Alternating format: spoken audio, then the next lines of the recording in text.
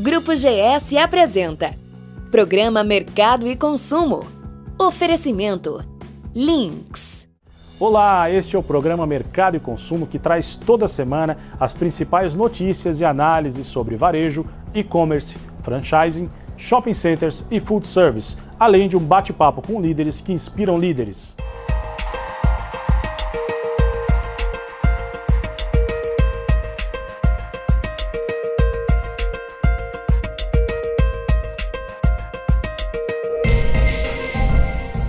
Bem-vindos ao programa Mercado e Consumo. Grandes varejistas brasileiros se reuniram no Hotel Mandarim Oriental, na região do Central Park, em Nova York, para um dia de discussões e reflexões sobre as lições que o maior mercado varejista mundial pode ensinar ao mercado varejista brasileiro. Isso aconteceu durante a terceira edição do Retail Executive Summit.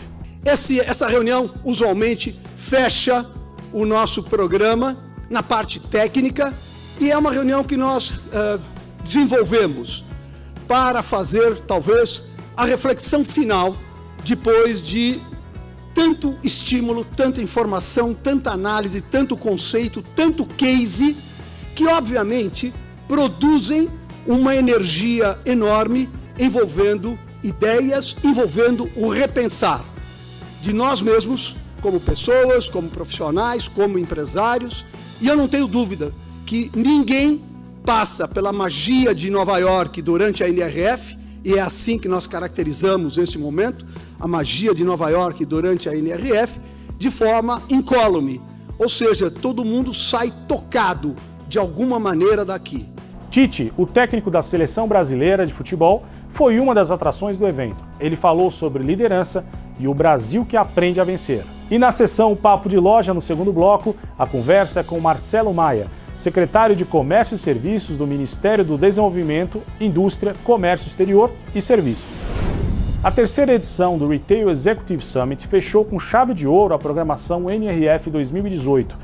Organizado pela GSMD Gouveia de Souza, o evento trouxe cases mundiais com a chancela de marcas como a Apple, que falou sobre inteligência artificial, a tradicional marca italiana Bulgari e sua visão sobre o que é ser uma empresa omnicanal, os aprendizados do Laboratório de Inovações da Neiman Marcus, as iniciativas bem-sucedidas e experiências dos clientes da The Home Depot, além de lições de negociação com o autor de best-sellers Dan Shapiro, e uma visão sobre o mercado brasileiro pela UBS. Os especialistas em varejo e consumo do grupo GS Gouveia de Souza também apresentaram a síntese dos temas mais relevantes para os negócios aqui no Brasil e que foram discutidos durante os 3 dias de palestras da NRF 2018. O Big Bang do varejo. Como a gente viu em algumas apresentações até aqui hoje, está totalmente quebrada. O papel do varejo está tendo que ser revisto, repensado, para conseguir estar junto desse consumidor que está andando cada vez mais rápido com essa tecnologia que está impactando todo mundo. Dessa fluidez do varejo, assumindo esse papel e devolvendo para o consumidor situações em que ele se encontra muito mais bem atendido. Simplicidade sofisticada. A omnicanalidade é uma realidade e é uma realidade que gera produção, que gera produtividade. Eu acho que isso é o que é mais importante. O que a gente precisa fazer é analisar o que o consumidor está pedindo, fazendo, comprando e como. A informação, são os dados, os algoritmos, tecnologia. Inovação no varejo. E primeiro, uma definição do que é inovação dentro do processo. Inovações são muito importantes falar, é a exploração com sucesso de novas ideias. Empresas que já nascem com um mindset empresarial voltado para a inovação. E porque ela tem esse mindset, é uma empresa que estimula a criatividade, que assume os riscos e novos projetos, que investe recursos e investimentos, que enxerga a inovação de uma forma estruturada e que dissemina toda essa cultura de inovação enraizada dentro dos times. Combina atividade. Para reduzir fricção, é exatamente o que a gente está vendo no varejo global, nos Estados Unidos e no Brasil. Realmente trazer à tona a conexão entre o produto vendido e a análise do próprio consumidor. Propósito. O início de tudo isso está dentro de casa. A solução, a direção, tem a ver com aquilo que nós somos. Qual é o propósito, a causa? Qual é o seu verdadeiro porquê enquanto companhia? Me parece que não é missão, não é valores, houve várias discussões a respeito de propósito, não é aquilo que está na parede, mas tem muito a ver com a alma da companhia, a sua verdadeira razão de existir. E o que acontece em Nova York não fica somente em Nova York, pois a GSMD irá levar até a sua cidade a mais qualificada síntese sobre o maior evento de varejo do mundo, a NRF Retail's Big Show. Programe-se, acesse o site www.retailtrends.com.br e cadastre-se para acompanhar o evento em sua cidade. E foi durante o Retail Executive Summit para uma plateia com nomes de peso do varejo brasileiro que Flávio Rocha, presidente da Riachuelo, uma das maiores redes de modas do país, lançou oficialmente o movimento Brasil 200 anos, ressaltando a importância do evento para o posicionamento estratégico internacional do mercado brasileiro. No começo, vocês lembram, eu falei da magia de Nova York, e parte dessa magia, ela acaba acontecendo porque quando nós saímos do nosso dia a dia, saímos do nosso pedaço, saímos da nossa zona de conforto, nós usualmente nos abrimos para ouvir, para comparar, para interagir, para participar, e muitas vezes nós usamos este momento para poder repensar a nossa própria realidade. E nós entendemos que nós estamos entrando num período bastante complicado da nossa realidade, à medida que nós temos neste momento decisões para serem precipitadas no país que vão nos direcionar para a visão do futuro. E que é preciso talvez aproveitar esses dias, esses momentos, como se fizemos lá atrás, quando nasceu o IDV, para comparar o que temos e o que queremos. É com grande alegria que eu estou aqui mais uma vez na maior feira de varejo do mundo, nesse momento tão especial em que o varejo brasileiro começa a mostrar sinais de recuperação. Somos duros na queda, resilientes, e estamos aqui para dizer ao mundo que nós não desistimos do Brasil. E já que o tema do Retail Executive Summit foi o Brasil que dá a volta por cima e reaprende a vencer, ninguém melhor do que Tite, técnico da Seleção Brasileira de Futebol, para apresentar a sua visão, seus valores e sua paixão sobre o esporte e sobre o verdadeiro papel de um líder. Algumas experiências na construção de uma equipe. Algumas equipes elas estão marcadas aí da minha trajetória profissional. Não são todas elas com o título final, mas são todas elas com muita dignidade. São todas elas com um trabalho, tipo assim, que a gente avalia muito o trabalho desenvolvido. O resultado final nós não temos a condição de controlar ele definitivamente, mas nós aumentamos a possibilidade de sucesso ou não, conforme o desempenho, conforme o trabalho todo que nós executamos. Ele conversou com o mercado e consumo sobre como encontrar talentos, como usa a informação para gerar conhecimento e sobre o resgate da autoestima do povo brasileiro e a necessidade de novos ídolos e líderes. Confira. Tite, qual o segredo para encontrar talentos? Encontrar talentos. Eu pego primeiro na formação da comissão técnica. Eu tenho 25 anos de atividade profissional e essa comissão técnica que trabalha comigo, eu digo assim, ela tem uma seleção com valores morais muito parecidos e com uma busca de conhecimentos aprofundados constante. Então, conduta pessoal e um nível de conhecimento muito parecido. Eu trago essa exigência para comigo. E o lado humano meu, por vezes, até ele fica machucado porque eu tenho que deixar no caminho algumas pessoas que não têm essa concorrência, essa qualificação que eu imagino ser importante para a comissão técnica. Então, formar uma equipe de trabalho, uma comissão técnica, e aí a analogia é com os dirigentes, ela é com os diretores, com os executivos, né? Para que a partir daí tu encontre talentos nos atletas. E aí toda a hierarquia de vocês, aí vocês fazem. Então, o que se busca? Eu busco onde eu posso aproveitar melhor o Daniel Alves. Onde eu posso aproveitar e que características tem o Casimiro? Onde eu posso aproveitar o Fernandinho? Então eu busco essa análise eu busco como nas suas equipes eles trabalham e que, de forma aí, unida, com senso de equipe, eles podem produzir melhor na seleção brasileira. Essa busca, ela é com conversa com os técnicos, ela é com uma reestruturação, com uma situação diferente que eu tinha do contato diário quando eu era técnico de clube, para um contato eventual que ele é de seleção. Mas, enfim, essa busca de qualificação, resumindo, de conduta pessoal, qualificação profissional. Quando tu tem esses dois detalhes, com um talento e o diagnóstico, o feeling, a percepção, tu está mais perto da excelência. Fale um pouco mais sobre a informação que gera conhecimento.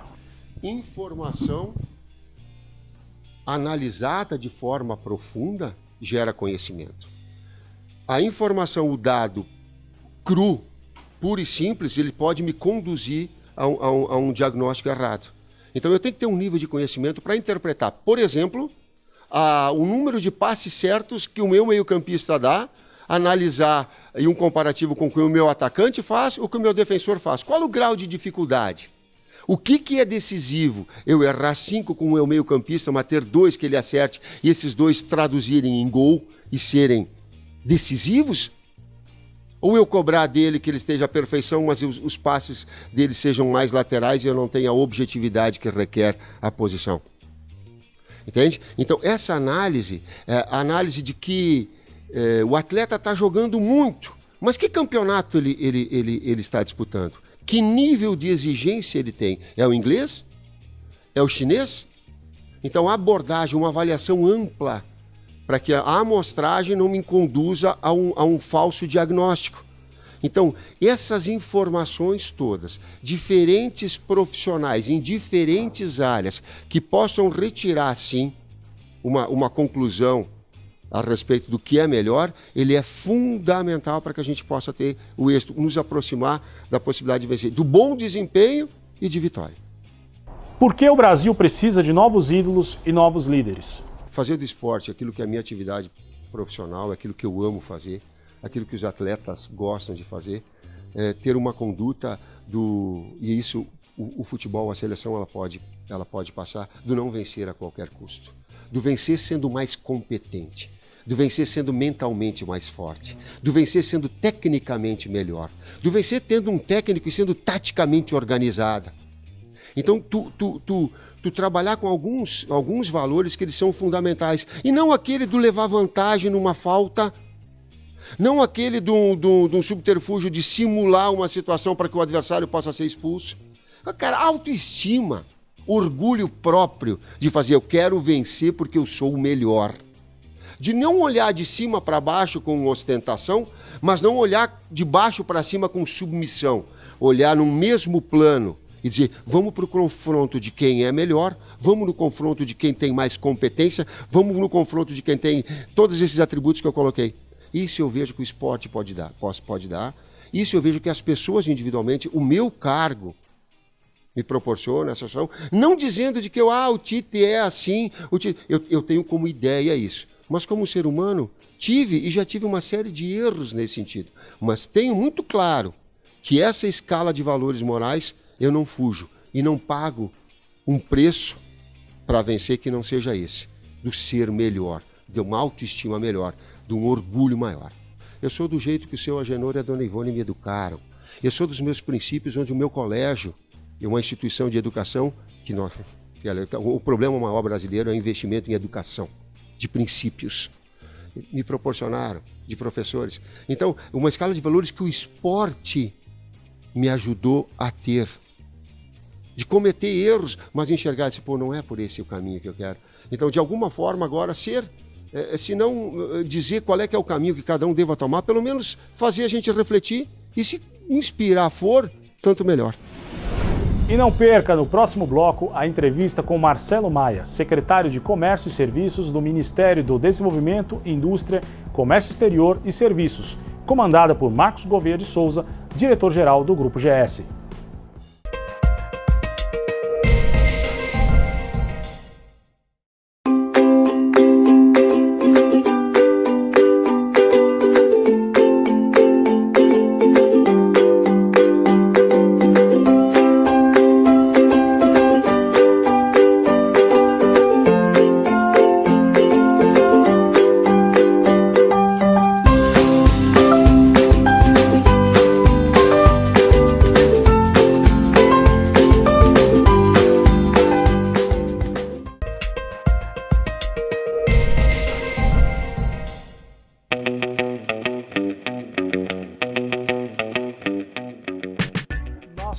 Papo de Loja, nessa semana, recebe Marcelo Maia, que é o secretário nacional de Comércio e Serviços.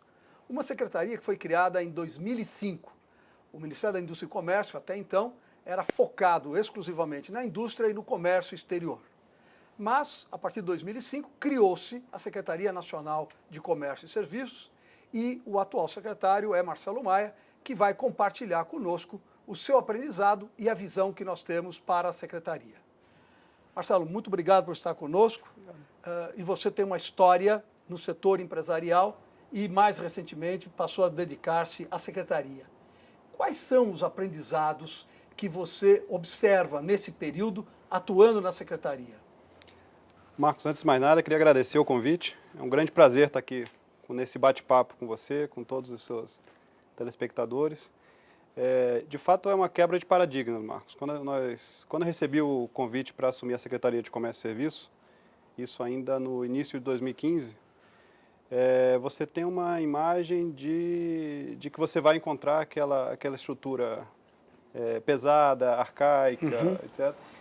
E, de fato, a principal surpresa que eu tive é que não é isso, né? De fato, o Ministério tem um corpo técnico muito preparado, um corpo técnico extremamente qualificado, e a grande importância que tem de nós tentarmos ter mais membros do setor privado e principalmente do setor de varejo junto ao Ministério é justamente aproximar o que de fato acontece no dia a dia das empresas, o que acontece nas ruas, com esse corpo técnico, para que a gente possa aproximar muito a realidade do que existe de capacidade técnica dentro do Ministério. Mas você teve uma dificuldade, eu imagino também, porque tendo sido durante muitos e muitos anos, né, fundamentalmente indústria e comércio exterior, inserir o tema comércio interno e serviços, eu imagino foi difícil para você também. Como é que tem sido isso?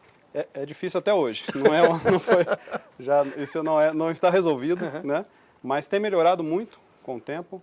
De fato, ele foi um ministério que foi criado muito com a agenda inicialmente de comércio exterior. Logo em seguida, a indústria, então, começou a fazer uma agenda muito forte junto ao Ministério, procurando influenciar nas políticas industriais, procurando influenciar no plano de ação que existia dentro do Ministério. A própria proximidade da CNI, que está localizada a alguns metros do Ministério, né, isso facilita muito, inclusive, a interlocução, né? E isso eu acho que, como você bem citou, perdurou muito forte até 2005. A criação da Secretaria, eu acho que foi um verdadeiro divisor de águas dentro do Ministério. A gente enxerga, é notório que quando a gente olha a economia real, já 70% praticamente do PIB nacional está no setor de comércio e serviços, e isso não está refletido nas políticas públicas do Ministério. Então, de fato, é uma briga, porque as relações criadas historicamente, o perfil das políticas, os interlocutores do Ministério, de fato, advém muito do comércio exterior e indústria, mas eu acredito que com o tempo a gente vai cada vez mais ganhando espaço e para que a gente possa ter, de fato, nas políticas públicas do MIDIC, uma proporcionalidade ao que acontece na economia real, ou seja, que a comércio e serviços sejam contemplados de uma forma mais abrangente. Quais foram, nesse período, qual foi o principal aprendizado que você tirou para você da atuação de um empresário no setor público? O principal aprendizado, Marcos, eu acredito que é de fato a importância do empresariado de estar dentro do poder público. De se fazer presente. Se fazer presente, participar das definições das políticas, entender como se dão as discussões, como se dá o relacionamento, por exemplo, do Executivo com o Congresso, como se dá a relação do Executivo nos seus diversos órgãos. Esse é um aprendizado que, de fato, só vivenciando para aprender. Mas, de outro lado, deve ser meio estressante, né, Marcelo? Porque tem um ritual, tem procedimentos, processos, e dá a sensação de que falta, muitas vezes, objetividade. Como é que você conviveu com isto? Eu procuro enxergar, Marcos, o copo meio cheio, né? De fato, existe uma hierarquia muito grande, a questão de processos, de procedimentos, é muito forte dentro do governo, né? Então você tem muitas regras para serem cumpridas, muitas hierarquias e dinâmicas muita gente para ser envolvida, muita gente nas envolvida, etc. Então dá uma sensação de fato de inoperância, né? Dá uma sensação de excesso de burocracia. Quando eu falo do copo meio cheio, é porque eu trago, faz parte também muito do meu aprendizado. Eu acho que eu aprendi muito também, tem muita coisa positiva para a gente trazer disso, né? Eu acho que a forma como o governo atua com essas hierarquias, acho que são exageradas, acho que temos níveis demais para que os assuntos sejam circulados, mas o modelo organizacional do governo, com a divisão das competências, com a divisão das responsabilidades, eu acho que isso é um aprendizado muito interessante para nós que estamos na vida privada, que às vezes no dia a dia das empresas a gente acaba extrapolando um pouco as responsabilidades, as competências, acaba às vezes absorvendo uma área de outro, etc. E eu acho que o governo tem um pouco disso também para ensinar. Acho que faz parte um pouco do aprendizado que eu tive ao longo desses anos, essa questão. E desse período que você está à frente da secretaria, o que você considera tenham sido as suas maiores contribuições e melhores realizações da sua gestão até o momento? Marcos, eu gosto de falar que assim, eu acho que, num aspecto macro, eu acho que a principal realização foi trazer o varejo para dentro do Ministério. Na verdade, trazer o varejo para dentro do governo federal. O varejo ele tinha uma participação muito tangencial dentro das políticas, das políticas públicas que são elaboradas ao longo do Ministério. E eu acho que a grande realização acho que foi essa, foi trazer o tema de varejo para dentro. E onde isso se mostra, do seu ponto de vista micro, né? Vou dar um exemplo para você, a modernização trabalhista. Perfeito. Né? Modernização trabalhista, Marcos, por exemplo, ela sempre foi feita no âmbito do Ministério do Trabalho exclusivamente. E o porquê? O Ministério do Trabalho, obviamente, tem a competência finalística daquele tema, das relações trabalhistas, e o Ministério da Indústria e Comércio, sendo mais voltado para a indústria, que hoje representa muito pouco da empregabilidade do país, acabava não tendo como contribuir muito com as políticas do Ministério do Trabalho. Então, a modernização trabalhista, a posição do governo federal com relação à modernização trabalhista, foi muito pautada pela nossa Secretaria de Comércio e Serviços. Pela primeira vez na história, a Casa Civil convocou não apenas o Ministério do Trabalho, mas nós, da Secretaria de Comércio e Serviços, falando pelo setor empresarial como um todo, fizemos isso aí num grupo em 3 partes, Casa Civil, nossa Secretaria e o Ministério do Trabalho, e a posição de governo, de apoio e de contribuição para a modernização trabalhista que saiu, teve então uma grande participação na nossa Secretaria. Eu queria te lembrar uma outra importante também, que é a colocação do varejo dentro do Conex, tá certo? Que foi algo que você trabalhou muito e viabilizou o varejo dentro do Conex. Salvo engano, a primeira vez que ele passou a participar dessa Câmara, né? Perfeito. O Conex é a Câmara de Empresários que dá os subsídios todos para a Camex. A Camex é a Câmara de Ministros na qual são definidas todas as políticas e regras para o comércio exterior, seja de venda, seja de aquisição. Essa foi uma grande vitória também, de fato.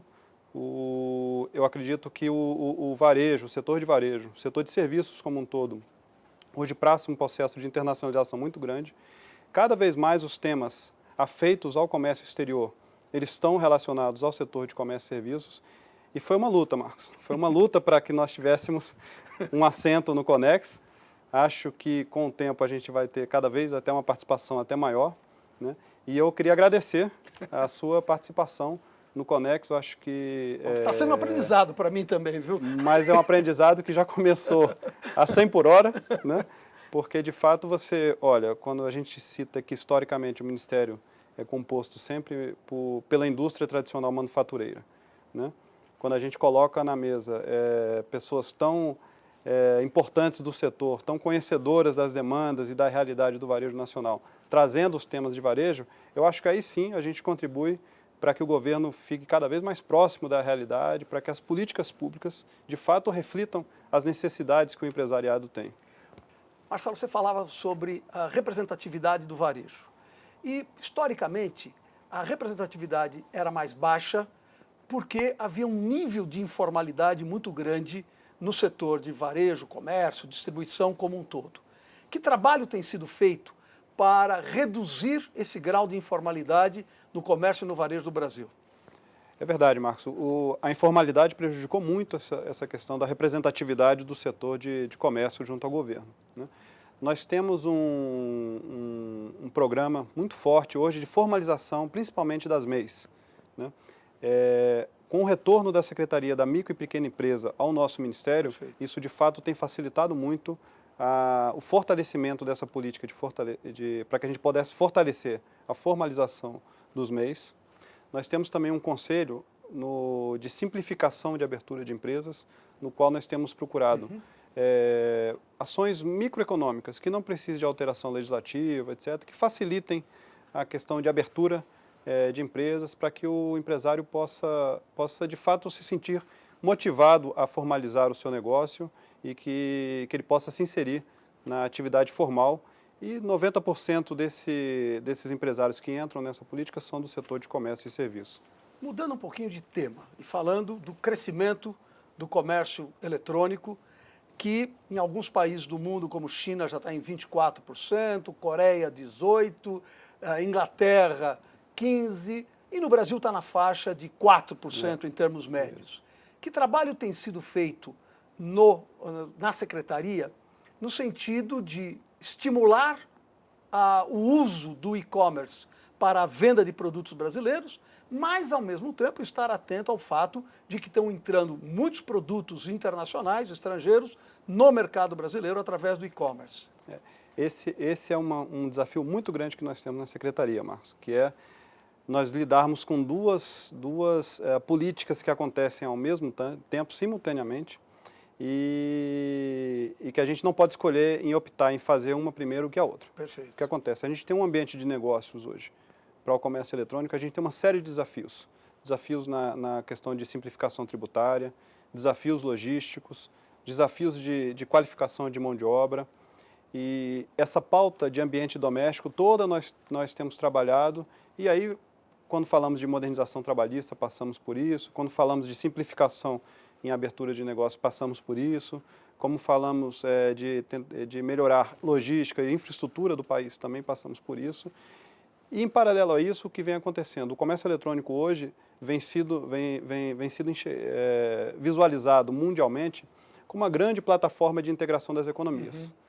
E o Brasil, no momento que está procurando se reinserir cada vez mais no comércio internacional, procurando participar mais ativamente dos blocos que ele faz parte hoje, fatalmente ele tem que passar pelo tema de comércio eletrônico. E a gente acaba se deparando com essa realidade.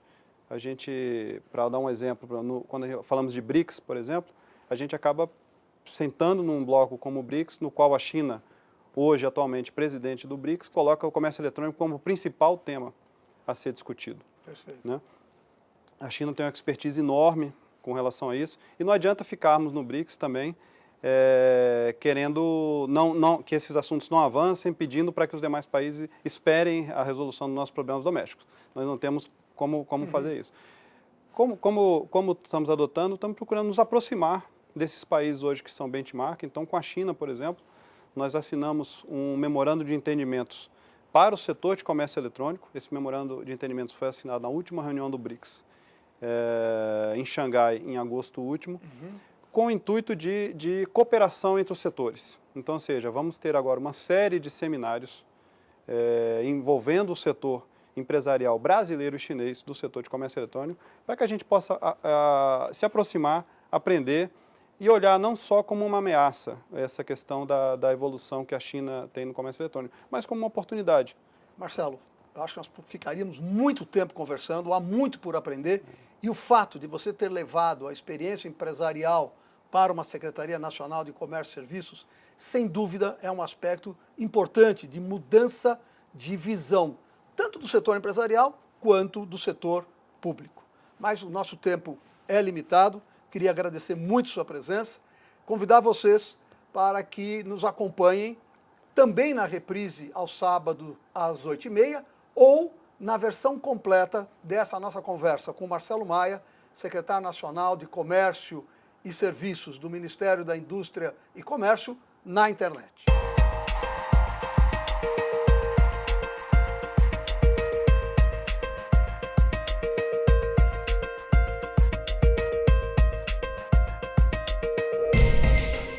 Programa Mercado e Consumo. Oferecimento Links.